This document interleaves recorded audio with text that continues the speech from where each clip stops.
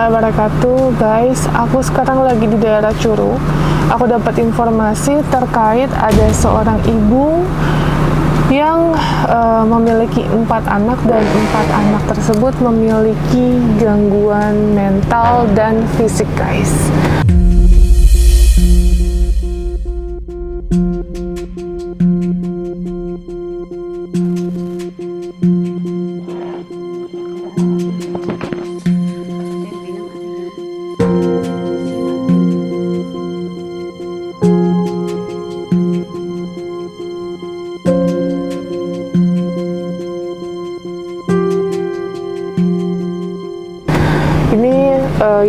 Ada yang disabilitas, ada yang ODGJ.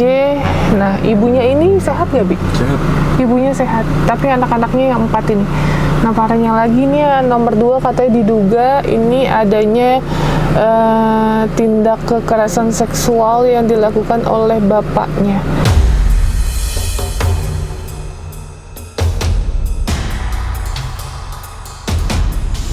Ibu bapaknya ini ada masalah, terus bapaknya sekarang juga kabur. Ini dugaan ya, guys. Dugaan yang kita dapat informasi seperti itu. Jadi makanya hari ini kita coba mau bawa anaknya yang nomor 2 ya, Bi? 2. Anaknya nomor 2 diduga ini ada gangguan mental atau ODGJ dikarenakan kondisi emosionalnya yang jelas sudah tidak stabil.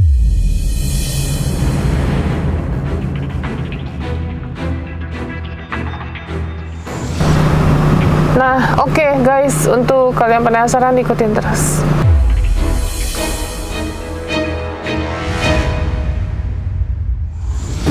Iya, Bu, Novi. Di mana, Bu, rumahnya? Ini. Oh, yang ini, oke. Iya, Novi, ya, Bu. Oh, ini anaknya semua ya, Bu? Iya, sayang. Ya, ini anak Salim, Tante. Salim. Iya. Ini autis. Oh, ini autis. Oke. Jangan. Mau keluar ya? Iya. Oh, ini ADHD? Iya, ini spek delay juga jadi. Oh, speech delay ya? Iya. Tuh, ini dia. Jangan deh. Jangan, sayang.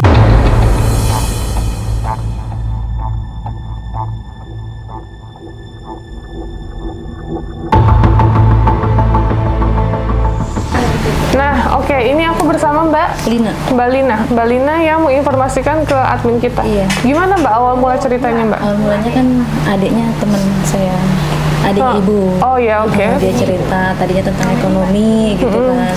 Jadi kenapa gitu dia ceritain yang 2 autis, yang 1 sebenarnya normal kan, cuman mungkin karena tiap harinya begini dia yang nyari uang, dia yang ini jadi agak kurang juga. Kalau yang ini udah positif ODGJ.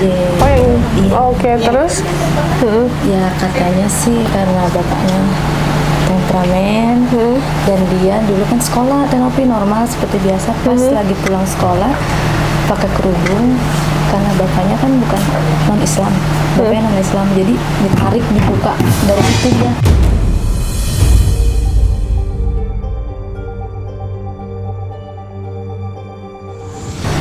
Gak mau bergaul lagi, malu lah gitu karena diomelin di umum di depan teman-temannya. Oh, dibuka kerudungnya. Dibuka kerudungannya nggak boleh. Oh, non Muslim. Jadi ibu menikah dengan beda agama, Bu? Iya. Oh, oke. Terus? Ya terus ya kita bantu seadanya aja. Terus ibu ini minta tolong dan dia juga, aku pengen ketemu Tenopi dianya. Ininya sih. Oke, ini rumah posisi kontrak. Oh, baru kontrak. 1 tahun ya. Kontrak ya, bulanan. Oh, bulanan. 1 bulannya berapa, Bu? 1 juta. Ibu kerja sebagai? Jualan kue donat. Anak yang jualan saya itu. Oh, Dia nggak gitu. bisa kerja karena nggak bisa ditinggal. Jaga anaknya nggak bisa tinggal saya kan. Oh, jadi yang kerja yang ini yang nomor 1. Iya, Yang jualannya Nomor 1 kondisinya? biasa, dia dapat beasiswa juga ya, Bu? Pernah dapat sekolah kan? Iya, sekolah. Berarti nomor 1 sehat. Sehat, cuman sekarang jadi agak begitu. Coba ya ajak ngobrol kayak Karena konek. lingkungan Mungkin kadang karena suka marahnya, beban pikiran ini apa juga gitu. beban pikiran kan, jadi dia nyari duit juga buat makan, buat kontrak rumah, kebutuhan sehari-hari gitu. Saya sedangkan dia kan masih muda, baru lulus gitu kan. Oh, Cita-citanya dia tapi lulus sekolah berarti? Iya, lulus SMA. SMA yang nomor 1? Oh, Iya. oke. Tapi itu udah beasiswa, bukan karena bayar sendiri. Oh, dapat beasiswa. Iya, dari sekolah.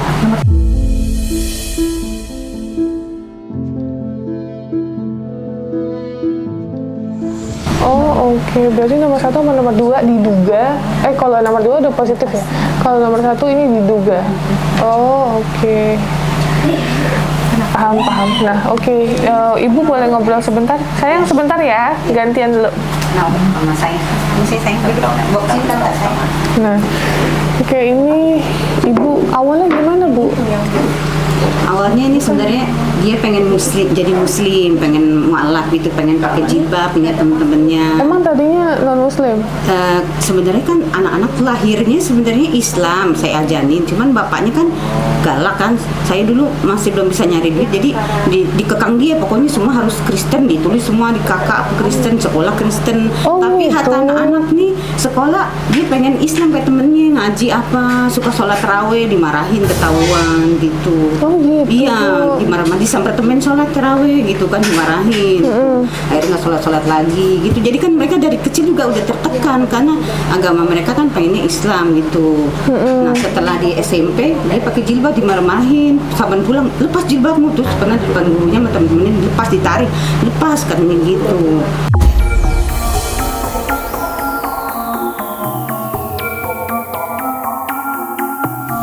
Ya dia saya nangis gitu kan, dari situ dia nggak mau sekolah, bapak jahat gitu. Itu kelas berapa, Bu?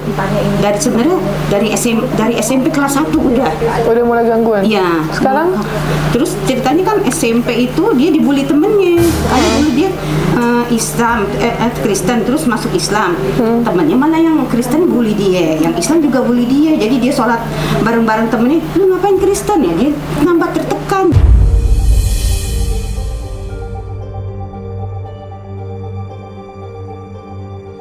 Jadi di rumah dia kan, nggak sekolah, akhirnya dia nggak mau sekolah. Sekarang umur berapa? Sekarang mau 18 nih bulan Mei ini. Oh, berarti putus di SMP ya, Bu? SMP nggak sekolah, bapaknya juga nggak mau bayarin. Lu mau masuk Islam nggak usah sekolah, nggak ada biaya, katanya gitu. Akhirnya nggak sekolah. Tapi saya sekolahin paket kelas 3-nya, saya cari-cari sama saudara minta biayain dia sekolahin paket kelas 3. Jadi cuma sekolah paket pas kelas 3-nya. Nah, masuk SMA dia pengen lagi pakai jilbab, masuk SMA nih. Itu dia mulai depresi, bapaknya marah-marahin gitu. Akhirnya dia minum obat berapa papan, obatnya apa aja banyak ya, obat darah tinggi, obat paramek macam-macam, panadol. Punya bapaknya itu juga, bukan punya saya, dari kamar bapaknya diminum.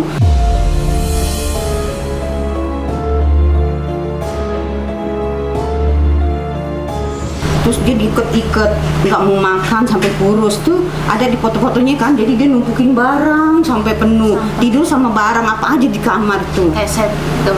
Iya, sampai keset, kain pel, semua barang yang ada di rumah. Jadi nggak boleh ada barang di rumah, plong semua. TV juga dibanting-banting semua, mesin cuci dibanting, kan ada videonya dibanting mesin cuci. Jadi kita plong tuh rumah selama setahun karena mau berobat, bapaknya nggak mau usahain. Kata saya, kesian anak ini berobatin, dia diem aja. Saya kan belum bisa nyari uang dulu. Sekarang bapaknya kemana? Keluar sih, dia biasa katanya kerja, tapi ya jarang ngasih duit, jarang ngasih nafkah gitu. Oke. Ini yang katanya kena diduga. Oh, yang ini? Iya. Tahu dari mana, Bu? Dulu dia sebelum sakit, pas depresi itu dia sempat cerita. Cerita bilang. Berkali bilang sama papa digituin gitu. Di mana? Di kamar, mama lagi ke pasar gitu. Cuman kan dia kan pernah masuk rumah sakit kan, mungkin kayak ada yang di riset juga. Jadi saya memang cerita padanya lagi ke rumah sakit RSJ kan. Mungkin ada yang sedikit di riset, jadi agak lupa. Tapi ada beberapa yang ingat pas di sini dia bilang baru pindah ke sini kan, udah setahun ya nak. Pindah papa datang katanya bilang mau ngajak dia nikah. Ya cewek Ngajak nikah. Tapi bisa jadi itu di bawah alam sadarnya dia. Apa itu betul? Karena saya tanya udah berulang-ulang lebih dari 10 kali. Kalau dihalusinasi kan kayaknya nggak mungkin. Saya lihat dia sehat. Bapak. Gitu. Tapi ibu udah cek belum? Kalau menurut saya kan udah sebenarnya ke psikiaternya cerita, cuman dibilang bu pesennya jangan ditinggal. Kalau saya dagang atau nganter dagangan apa, saya kunci jadi di kamar. Saya kunci, kadang kesian di rumah. Saya kalau ada apa-apa saya kunci di kamar. Saya mau ke pasar kemana dikunci. Kecuali ada saya baru buka. Gitu. Gitu. Jadi saya memang ada yang aneh sama suami saya gitu.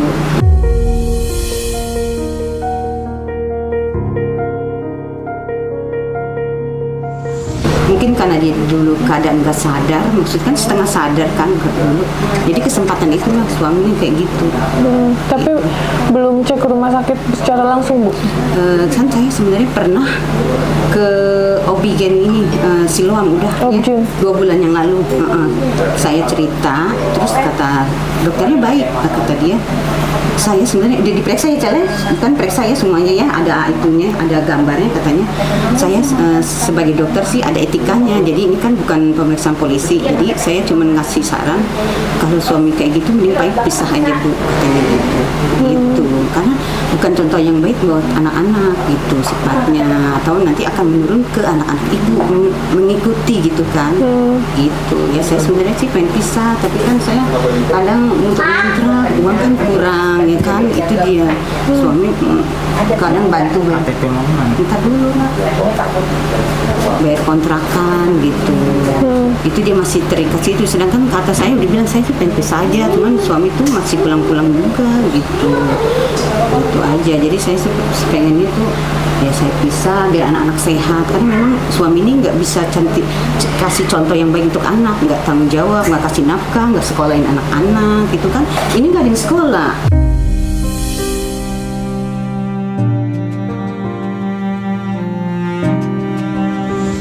Itu nggak sekolah juga udah 9 tahun, itu 9 tahun. Ini 12 tahun nggak sekolah. Padahal saya udah bilang anak harus sekolah, mau jadi apa, kata saya gitu. Ini nggak pernah dapat bantuan dari dinas sosial, Bu? Iya, saya dari pemerintah? Nggak ada, padahal saya udah pernah sih lapor gitu ke tembok keadaan saya kayak gini, anak sakit. Ya nggak ada tuh gitu. Ke polisi juga saya pernah cerita gitu, cuman ya saya minta bantuan kemana gitu, keadaan saya kayak gini. Kadang kan saya tiap hari bangun jam 3 bikin donat gitu kan, ngurusin anak yang ini nih nggak bisa diam, yang hiperaktif ini, yang autis tuh. Jadi bu pipis tuh tadi aja pipis di jalan, masih di luar ya bu, di mana aja pipis gitu. Dan kan udah 12 tahun kan, suka telanjang. Dia kalau gerak telanjang, mandi keluar kan, dilihatin tetangga suka komen juga, itu telanjang kan, suka jadi tontonan ya. Sekarang sedih. Jadi kan kalau jalan kemana aja bu, anak saya tuh kayak aneh, orang lihat gitu, kayak kadang kayak mengganggu lingkungan juga gitu. Keadaan anak saya katanya berisik di rumah, tetangga pada bilang berisik ya kan.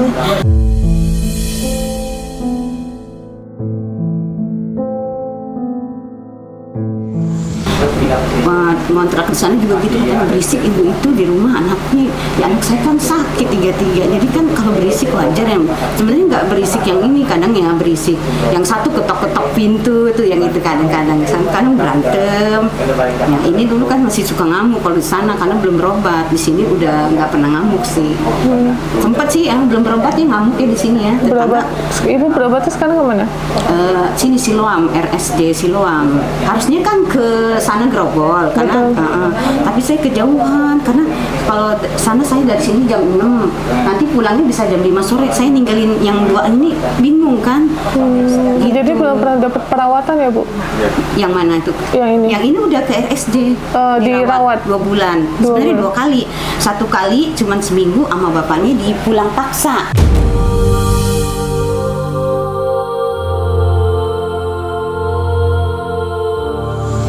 Bapaknya orang belum sehat dibawa pulang paksa. Itu di apa Bu? Maksudnya di rumah sakit? RSD apa Pel namanya Pel?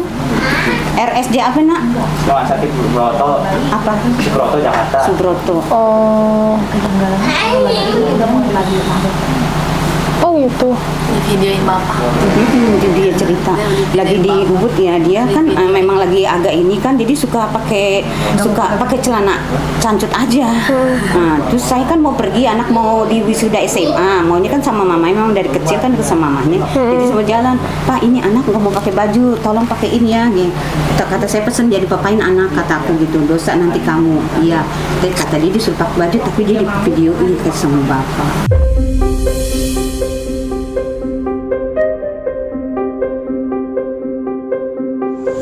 Katanya buat apa nak? Buat dibagiin ke teman bapak, Pak.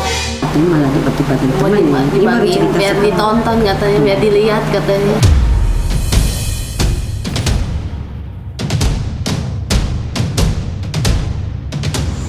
Disuruh. Kan dia seperti kayak anak kecil banget, polos jadinya setelah dirawat gini kan. Tapi dia nih orangnya jujur gitu, jadi ini kayak gini nih, pulang dari FS dia mau pakai bra, nggak mau. Jadi dia pusing tiap hari, saya udah beliin pakai sebentar gatel gitu. Kadang sama celana dalam juga nggak mau pakai. Kadang sering keluar kan, saya takut dibapain orang kalau belum sehat gini kan. Kadang ditanya orang apa tukang-tukang digodain kan, saya takut dibawa ntar nggak pulang gimana. Itu dia, saya pengennya dia tuh sehat dulu baru bisa pulang. Kedua karena biar saya sama bapaknya urusannya selesai dulu, nanti kalau udah nggak ada bapaknya biar dia baru balik lagi ke saya gitu. Oke. Ya. Kedua dia juga ketiga sama adik-adiknya dia kadang gini, dia merasa dia salah sama abangnya juga, pusing kalau lagi stres juga ya, pusing punya adik begini semua katanya gitu kan. Kalau lagi kecapean mereka, anak kan pipis pup di mana-mana, yang itu kan ngelapin pupnya kan, cuciin. Jadi kan aku juga sih lelah, tapi aku merasa itu tanggung jawab aku ya kan. Tapi aku cuma takut kalau aku nggak ada umur, anak-anak ini mau gimana itu. Makanya aku mikir mumpung aku sehat, aku harus berusaha cara apapun yang baik anak-anak bisa sehat gitu. Makanya aku percayakan pada Mbak Novi gitu. Aku suka lihat YouTube-nya dari tetangga tuh, tahu udah usaha dari dia pulang dari RS tapi nggak masuk ini. Untung adikku juga punya temen nih baru masuk, udah setahun aku nanti ya. Aku sering nonton, kataku aduh kalau anakku dibantu bisa sehat, kataku gitu. Gitu ini jadi inilah gitu. Tadinya sih nggak gini ya nak. Oke. Kalau ditanya berarti bisa jawab sekarang Bu. Ya. Tapi secara emosional tetap naik turun, up and down. Maksudnya? Kalau emosional. Oh, emosi sebenarnya dia sih udah nggak marah, malah sopan. Karena obat. Iya, dia Karena masih minum obat. Oh, tapi kalau lepas obat masih belum bisa ya? Iya, dulu kan pernah tuh pulang seminggu dari rumah sakit nggak minum obat tuh, sebulan udah nggak, kata bapaknya nggak usah berobat lagi, nggak berobat. Dia ngamuk-ngamuk, ya semua orang dipukulin pakai kayu, itu sapu.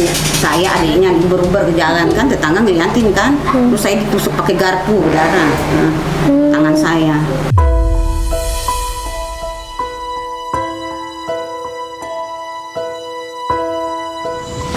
Kan dia nggak sadar, takutnya gini, colokan listrik dicabut posisinya lah, dicabut. Itu ada di belakang, dua-duanya dicabut.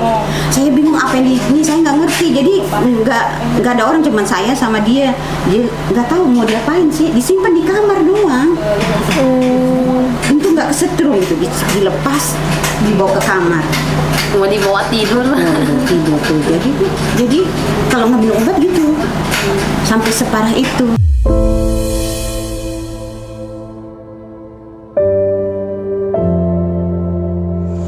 Oke. Nah, berarti bapaknya sekarang di mana? Bapaknya sih dibilangnya kadang keluar kerja, tapi ya itu Katanya kerja apa nggak tahu. sebenarnya sih kadang-kadang Gojek sama marketing rumah, tapi kan sepi udah setahun lebih ya nggak jual-jual kan, marketing gitu. Kadang jual kadang enggak, paling ada sewa 1 juta gitu kan, sewa tempat dapat komisinya gitu. Jadi sambilan, tapi juga nggak pernah ngasih ya nak, kadang ngasih cuman sehari, itu juga kadang 50.000, 30.000 gitu, sehari 2 hari, ntar nggak ngasih lagi ya gitu. Jadi makanya saya nyari duit gitu, jualan gitu. Semenjak pindah di sini saya usaha gitu buat makan setiap hari. Kadang kan yang itu terapi seminggu 2 kali seloam, spek delay sama ketangkasan dia kan, karena adik-adiknya itu. Iya, saya kan ongkos sendiri ngurusin anak-anak aja nih. Kadang kita setiap bulan berobat ikut semua kita rame-rame. Jadi kita anggap udah jalan-jalan aja hibur anak-anak. Kalau berobat ikut semua gitu. Cuman model yang ini saya bingung ini. Jadi kalau berobat dia nggak bisa diem. Kita nomor 4 antrian nomor 5 nggak bisa diem, nggak mau duduk dia. Selalu tuh diri bolak-balik. Iya. Jadi Itu yang space delay? bukan yang Yang autis. ada? Oh, yang autis. Oh. Yang autis. Nah, kedua dia nih suka pengen main kan dia nggak bisa bahasa, jadi adiknya aja diseret dari sana di sini ya. Tadi ibu lihat kan diseret, kakinya diseret kalau enggak.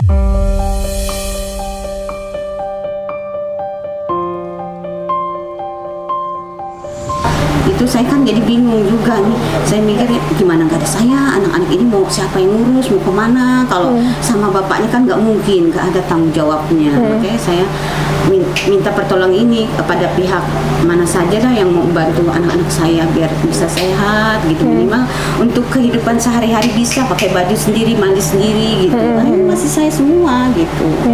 Yang ini dia belum bisa ngomong, jadi kalau sekolah udah sehari di negeri daftar, sehari 2 hari dipulangin, katanya Bu maaf anaknya nggak bisa ngomong, padahal saya udah kasih video, dia udah bisa mama, bapak, kakak, tapi gurunya nggak mau tahu, nggak bisa Bu, guru di sini repot, guru sininya katanya gitu.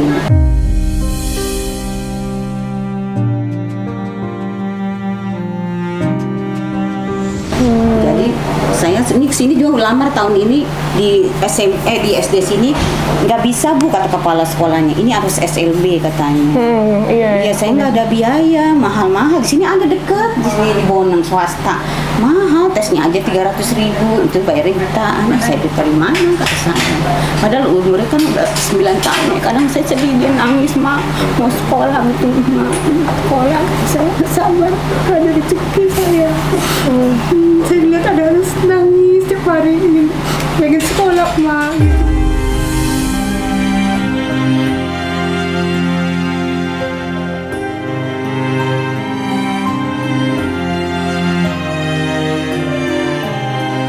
Itu lihat anak SMA pengen, yang itu juga sih, ya Allah ini gimana, saya sendirian dan yang bantu, jadi saya cuma bisa berdoa. Saya udah mencari-cari ke orang minta tolong, belum bisa, itu belum ada. Mungkin ini jawaban dari Allah, ada yang bantu saya jalannya.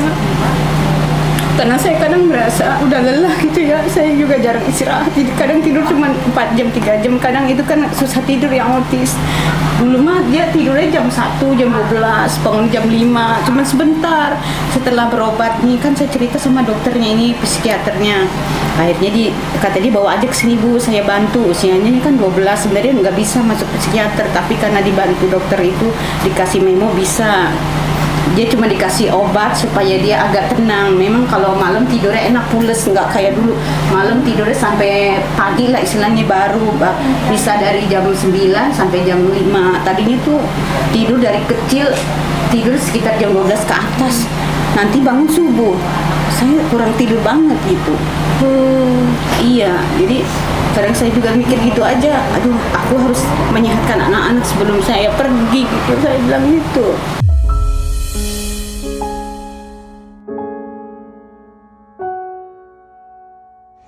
Karena kalau saya nggak ada, nggak tahu ini tuh. Kadang tetangga juga kan nggak bisa nolong kita kan. Kadang malah diomongin, anak saya begini Bu, anak itu begitu, terancam Bu, anak itu. Kadang saya mau tinggal di mana lagi, kesana sini kayaknya kayak kita dibully gitu. Karena anak-anak saya memang beda kan, tapi kadang saya bilang bukan mau saya Bu, saya nangis anak saya kayak gitu, maafin ya Bu.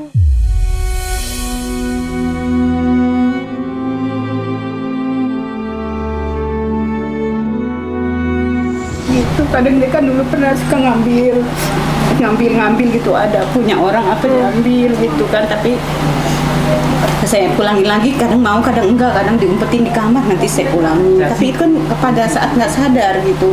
Sekarang sih udah enggak gitu. Suka ngambil barang gitu. Oke, berarti ini belum pernah dibawa.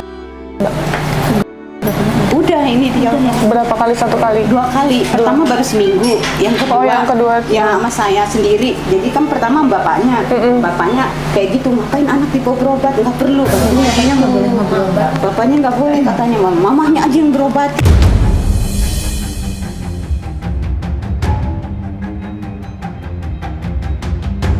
Kata bapaknya gitu, enggak, anak kita sakit, harus sehat, kata saya. Iya sayang. Terus saya bawa lagi atas nama saya sendiri.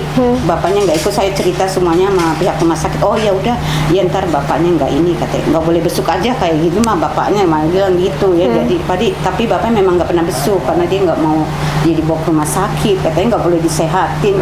Gimana orang anak sakit ngamuk rumah nih, apa meja kaca ya, saya meja makan dibanting dia pecah, suruh rapihin nggak mau, rapihin malah dimarah-marahin, dirapihin, dia pada belingnya pecah-pecah ke kaki, akhirnya saya aja yang rapihin gitu, nggak peduli sama anaknya gitu. Terus dia pernah sakit kan, ambil kunci bapaknya marah, dia dibunuh-bunuh ya celeh, bapak ini enggak ini Iya, udah tahu kan.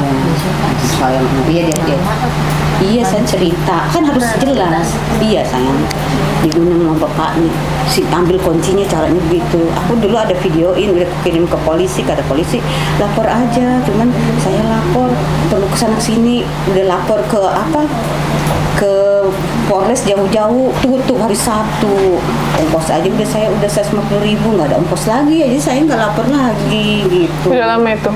Udah setahun yang lalu lagi dia sakit itu. Setahun setengah yang lalu lah. Di sini kan kita setahun ya, kita setengah tahun lah di sana gitu. Apa sayang? Dulu tetangga juga keberisikan. Bilang apa? Sayang sih? Apa sayang? Oh, pengen ikut sama Ibu Novi. Iya, ini nanti kita bawa Iya berobat sayang, ya. pinter ya nak.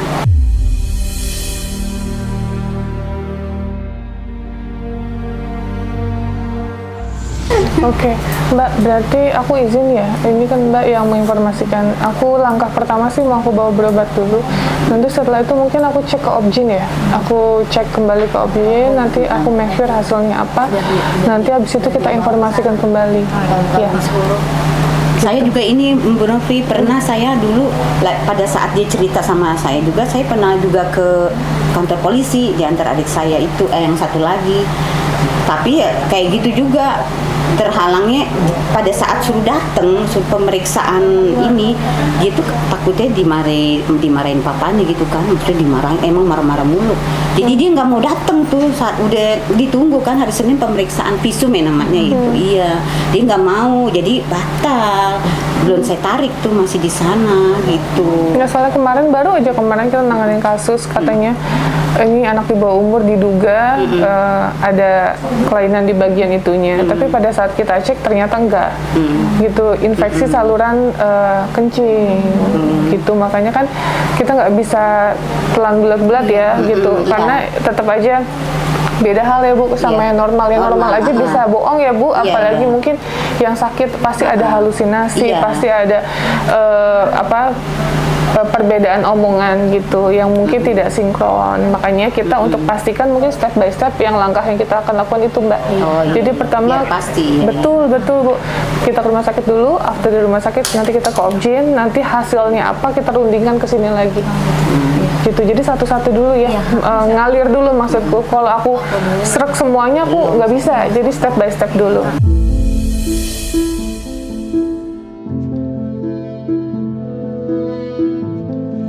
Oke, itu aja Bu. Berarti untuk sampai saat ini kita izin langsung bawa. Iya, langsung bawa. Boleh Ibu? Iya boleh, mau enak tahu. Oke, kita bawa. Ganti baju apa gimana? Begini dandannya? Gini nggak usah Bu, gini aja. Nggak apa-apa. Ini tapi di double celananya bolong atau begini? Nggak apa-apa Bu.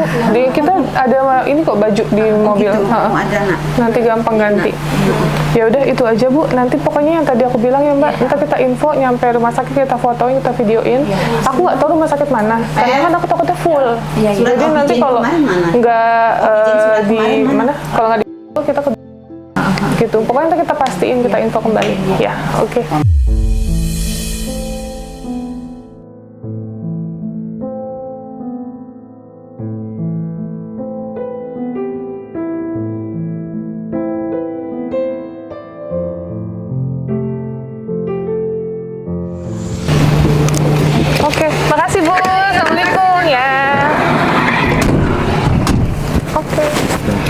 Jangan nangis. Terharu. Yuk. Oke guys, kita langsung menuju ke rumah sakit. Makasih Bu. Iya, nanti diinfo ya. Oke, kita menuju ke rumah sakit ya. Yuk, bismillah, ikutin terus guys.